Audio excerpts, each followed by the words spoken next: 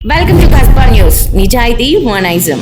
బక్కపలిచిన వర్గాలకు అండగా ఉంటాం అని వేదికలెక్కి ఉపన్యాసాలతో ఊదరగొట్టే సిపిఎం సిపిఐ వామపక్షాల అన్నలకు మరొకసారి మేధావుల forum convener senior journalist Kasba Shankar Rao బహిరంగ వేడుకోలు. పటాన్ చెరువు జెడ్పీహెచ్ఎస్ పాఠశాల కూల్చివేత స్థల కబ్జా విషయంపై వామపక్షాల అన్నలు పునః పరిశీలన చేసుకుని బాధిత పూర్వ విద్యార్థుల వైపు నిలబడి వారి న్యాయమైన పోరాటానికి అన్ని రకాల మద్దతు తెలుపవలసిన అవసరం ఎంతైనా ఉన్నదని సిపిఎం సిపిఐ వామపక్షాల పార్టీ మేధావులకు కస్బా శంకర్రావు మరోసారి విజ్ఞప్తి చేస్తున్నారు.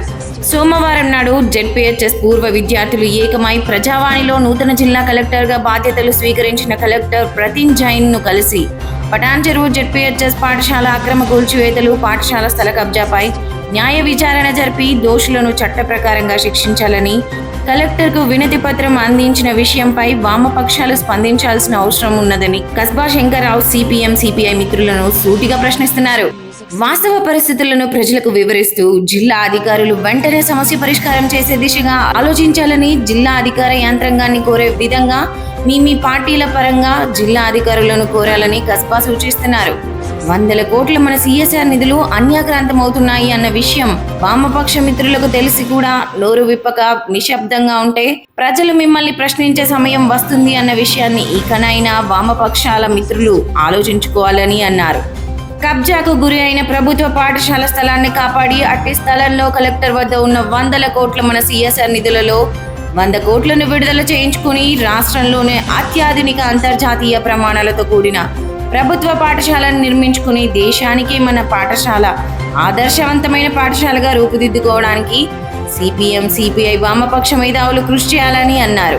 ఇట్టి బృహత్తర కార్యాన్ని వామపక్షాల అన్నలు ఎత్తుకుని జయప్రదం చేసి ప్రజలలో వామపక్షాలు అంటే నికారసుగా ప్రజల పక్షాన నిలబడే ప్రగతిశీలురు అని నిరూపించుకోవాల్సిన అవసరం ఉన్నదని కస్బా శంకర్రావు అన్నారు. ఇప్పటికైనా సమయం మించిపోలేదు. వెంటనే పార్టీల పరంగా అత్యవసర సమావేశాన్ని ఏర్పాటు చేసుకుని అన్ని రాజకీయ పార్టీలకు, ప్రజా సంఘాలకు, స్వచ్ఛంద సేవ నాయకులకు, మేధావుల వర్గాలకు ఉత్తరాలు రాస్తూ అన్ని వర్గాల ప్రజలను ఏకతాటిపైకి తీసుకువచ్చి ఐక్య కార్యాచరణ కమిటీని ఏర్పాటు చేసి ప్రజల పక్షాన నిలబడి 100 కోట్ల సిఎస్ఆర్ నిధులతో ఉచిత ఆదర్శవంతమైన పాఠశాల భవన నిర్మాణంలో క్రియాశీలక పాత్ర పోషించి దేశానికే తలమానికగా ఉండే విధంగా అట్టి ఆదర్శ పాఠశాలను ఏర్పాటు చేసే దానిలో వామపక్షాల అన్నలు ముందు వరుసలో ఉండి ఉద్యమాన్ని తమ చేతిలోకి తీసుకుని ప్రజల పక్షాన నిలబడి ఉద్యమానికి వామపక్ష మేధావులు పెద్దన్న పాత్ర పోషించి నాయకత్వం వహించాల్సిందిగా కస్బా శంకర్రావు సవినయంగా సిపిఎం సిపిఐ అన్నలకు వేడుకొనుచున్నారు. News to be continued. Kasba news. నిజాయితీ మా నైజం.